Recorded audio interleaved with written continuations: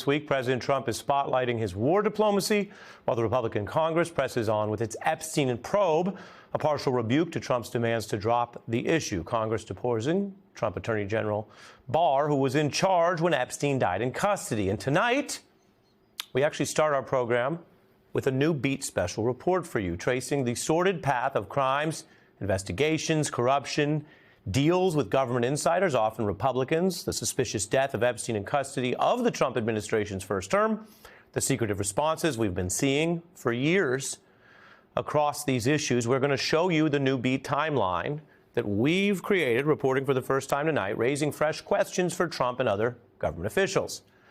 We are going to explain this, what you see here, coming up in this first segment of the show. A timeline that actually will make more sense, we think, when you recall the facts, how Epstein first presented as an elite, wealthy person with ties to other important people, but then his whole facade showed sudden cracks when local police investigated a report of Epstein molesting a 14-year-old, leading to government plans to charge him, which were then watered down into a lesser charge under a secret deal with a Republican appointee, Alex Acosta. Jeffrey Epstein went to jail just before 10 this morning. He pleaded guilty in open court. There is no argument that Epstein got an extraordinary break. A backroom deal, some have described it. What was so important to the government that sex crimes described in this agreement were treated so lightly? Because of apparently some very high-powered attorneys, they've treated Mr. Epstein much differently. Very differently. The Bush prosecutor who did that largely let the co-conspirators that were under investigation go, and Epstein off the hook with a brief sentence. That prosecutor, later promoted by Trump, we'll get to that. But the evasion of accountability there, under public pressure, was a problem. And so as the pressure built, later, career prosecutors in DOJ, one of whom who was later fired by Trump, then brought the case during Trump's first term, which changed everything. And then we had Epstein suddenly dying in federal custody. NBC News has learned that disgraced financier Jeffrey Epstein is dead. His body in that van you see there, seen heading for the medical examiner's office. Found dead by apparent suicide in his jail cell. Jeffrey Epstein's attorneys questioning whether his death was a suicide. Whatever happened with Jeffrey Epstein in prison back in mid-July still has not been fully explained. That death has spurred more questions and theories than just about anything in this case. And many of the questions are valid. The Trump DOJ was in charge. Everyone knew Epstein was a notorious high-profile defendant, and yet he died. The Trump DOJ prison, their system there, lost the key video footage of Epstein's cell door. It's never been recovered. They also oversaw other blatant failures, compounded by more secrecy from the top, all the way up to Trump. And then Trump AG Barr told everyone to take his word that Epstein had just killed himself.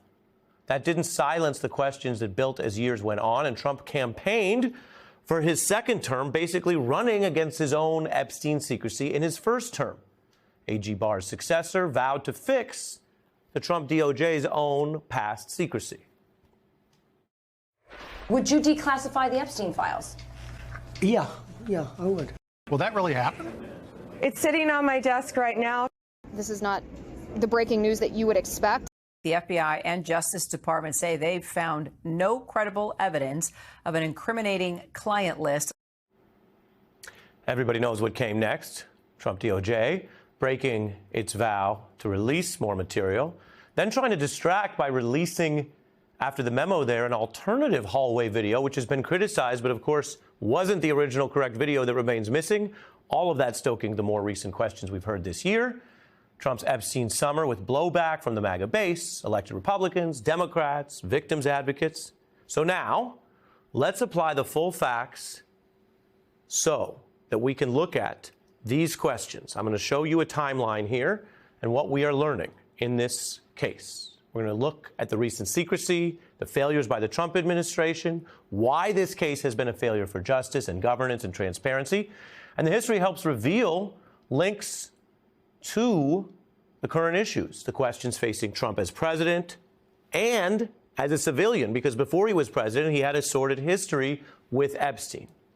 And when we're done walking you through this timeline, you're going to see why so many questions endure to officials linked to Trump, to officials carrying out his priorities at DOJ, all of which has drawn this backlash.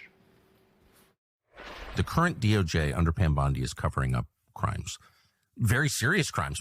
But last week, she put out a 2-page memo effectively declaring the Epstein case closed, which is convenient given the speculation that Trump might be in the so-called client list. 3 times I voted for this man.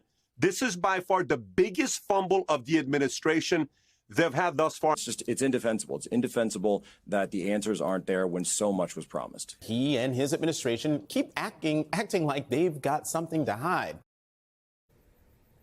The Epstein case has many details and open questions. Our timeline today focuses on the key facts and developments, starting in March 2005, when local police in Palm Beach, Florida, began a probe into Epstein, investigating reports of abusing victims as young as 14. The local case led to Epstein's indictment for a single count of soliciting prostitution in 2006, not the more serious alleged conduct. In fact, the lead detective in the Palm Beach office referred the case to the FBI to look at the more serious crimes, and those federal investigators began probing allegations. In 2008, Epstein reached a deal with the Bush administration's federal prosecutors to take that local Florida conviction for soliciting prostitution with an adult and a minor. Epstein got a lenient, short prison sentence and an unusual agreement that the Bush DOJ would not prosecute Epstein further, or 4 of his co-conspirators, or any others. Bush DOJ prosecutors also agreed to keep the deal secret and not inform Epstein's victims about it. A judge later found the Bush DOJ secrecy deal was illegal, violating those victims' rights. So the facts show from the start, Epstein got this unusual protection from the government, in this period, a Republican administration, Bush. And Epstein was a rich, powerful figure. He had ties to people in business and politics. He hired a Republican-connected lawyer, former independent counsel Ken Starr, and served just 1 year in that deal. Now, another 9 years went by, and then the Miami Herald reported an Epstein expose on the allegations of his conduct and that Bush-era prosecutor who cut the sweetheart deal. That investigative report gained traction, partly because of a tie to Trump, who promoted the very prosecutor, Alex Acosta, to his cabinet. The headline at the time hammering how a now Trump official gave a serial sex abuser the deal of a lifetime. And that public pressure from the Herald drove a new federal probe. Internal DOJ reviews would show Acosta had poor judgment in the case, and that the blanket immunity offers for Epstein and others were just indefensible, leading to a fairly swift federal indictment of Epstein on far more serious sex trafficking charges. And the pressure drove the original prosecutor Trump had promoted, Acosta, to resign around this time. And in a key decision, a judge denied Epstein bail, forcing him to be incarcerated before any trial. It was just over a month later, August 2019, when Epstein was found dead in his cell. The situation was suspicious. Officials there broke several protocols. Epstein was a high-profile detainee. He'd been placed on suicide watch, which was then quickly lifted. Guards failed to do required inspections the very night of his death. And a lot of questions were hanging over all of this. So let's go even further ahead, all the way up to 2019 and what happened after that. Because key videos went missing. Trump Attorney General Barr even admitting the prison made mistakes then, but claiming that he personally reviewed prison video which showed no one entering the cell. And with Epstein dead, prosecutors turned to a co-conspirator who might have benefited from that original Florida case being shut down, what I told you about. They went ahead and indicted Ghislaine Maxwell for helping Epstein's sex trafficking, a case brought by a career prosecutor, Maureen Comey, daughter of former FBI Director Comey. And her work continued on when the Biden administration took over. She won Maxwell's conviction and this 20-year prison sentence. Then, during the 2024 campaign, the questions and theories about Epstein's crimes and special treatment were heating up on the right. It was a problem for Trump, given that he promoted the original prosecutor, that he oversaw the DOJ, which failed to answer questions or have transparency about whatever happened in that prison cell. So Trump tried to go on offense vowing to declassify and release Epstein's files. And his attorney general took over that message and advanced it in office, now infamously claiming that she had the client list on her desk, which she later contradicted because shortly after, the DOJ released an alternate video from the prison. But the key video that shows Epstein's cell door is either lost or hidden. It's never been released. And Bondi released the now infamous memo that said they wouldn't provide any other Epstein documents. So Bondi went from saying there was a client list to there wasn't. She was lying then or lying now. The DOJ memo then said there was no other Epstein info that was going to be released, which ignited that firestorm of criticism we all lived through. And given the broken vows, that couldn't hold. Trump soon contradicted his own DOJ's memo and saying he would try to get grand jury material released, but those are limited transcripts.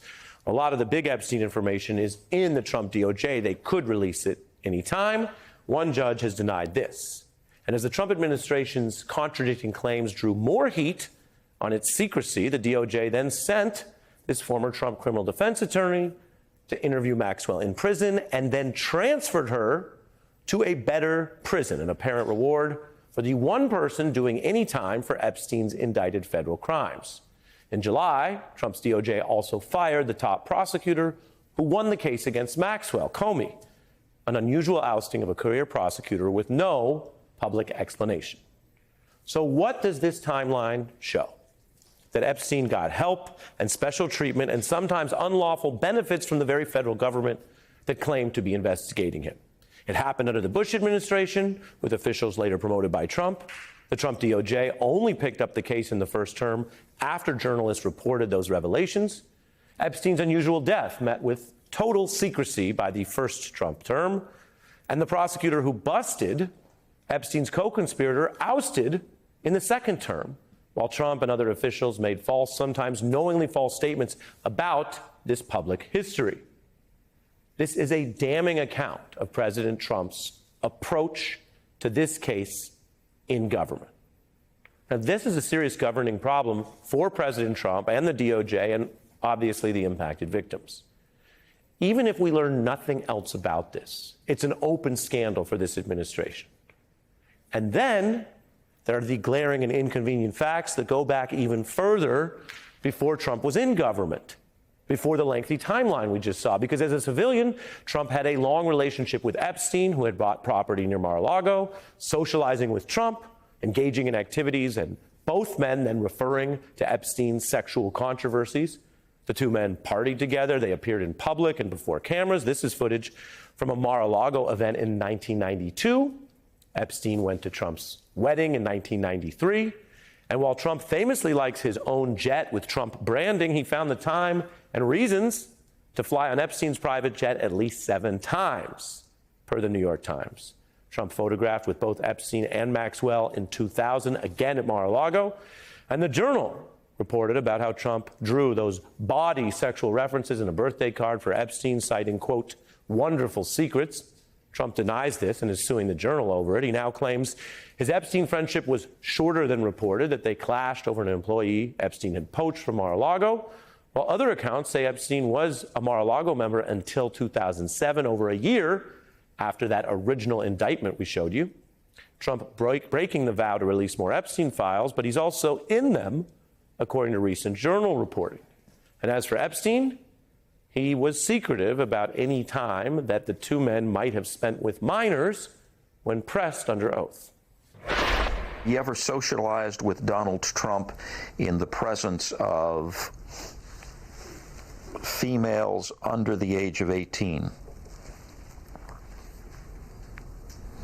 Though I'd like to answer that question, at least today, I'm going to have to assert my 5th, 6th, and 14th Amendment rights, sir. Legally, these social links alone are not evidence of a crime. They are evidence of a conflict of interest, the kind of link that requires a judge or prosecutor to recuse from a case.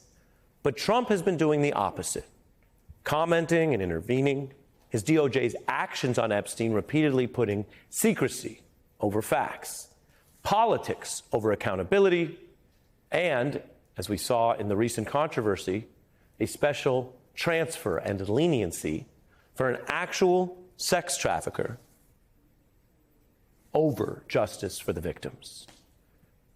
There has been a lot of talk about Epstein, and at the core, this is a case that matters so much to the many people, many victims whose lives were forever altered by Epstein and Maxwell. But you don't need even more Epstein documents, though people are pursuing them, or more facts to understand the raw outline of this case.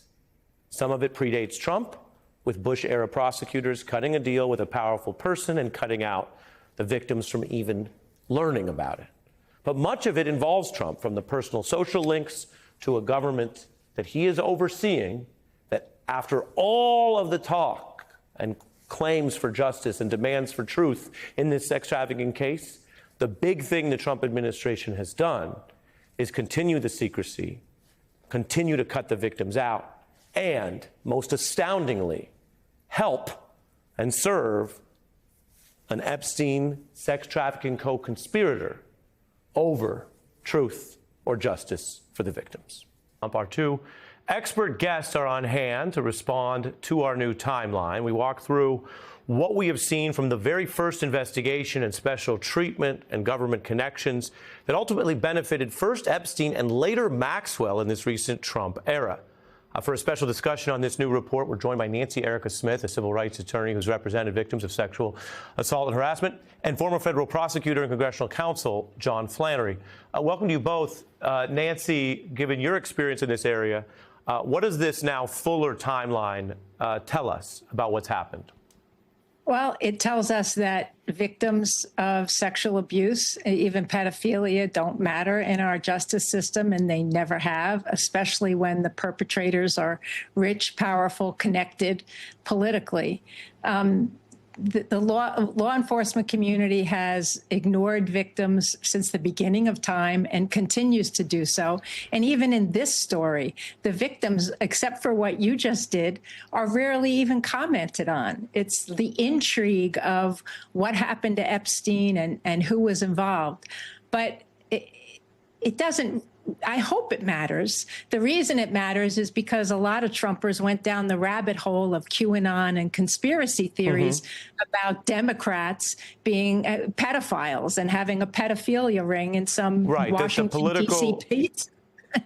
Let me jump in and have you continue. Yeah. That the political part, in a way, has boomeranged on one party. And you say it sometimes doesn't matter. That's clear. Other times it could matter. We'll show some of the timeline again. From the very beginning, the first deal cut by the Bush federal prosecutor, later promoted to the Trump cabinet, that you see there on that far left, was cut as a secret deal where the victims were not even informed. And many of them feel and say they feel re-traumatized by the last few months, where Maxwell and other activities have gone down with this Trump administration again. Without them, Nancy. Yeah, and all victims of sexual violence and pedophilia are damaged here, not just Epstein victims who are clearly damaged by what's going on here. I mean, if Maxwell ends up at Club Fed, it's outrageous. It violates even the prison system's own rules. But you know, Karl Rove, I think, started it, accused them of what we're doing. So they swift-boated a war hero for a draft dodger, and now they've accused Democrats of pedophilia when they've really covered up and protected one for the past 20 years. John Flannery, we'll put the timeline back up and tell us what you think is important here, because as we've done in past reporting with you, the facts sometimes are covered up and lied on, but they can still be powerful when presented. True. I think that the synthesis that you put together is among the inventory of breaking news stories that you've organized in the past. And I think that what the answer to Nancy is that she makes a difference. We all make a difference whenever we clear out these people who take advantage of their positions so that somebody can be above the law, as is the case here.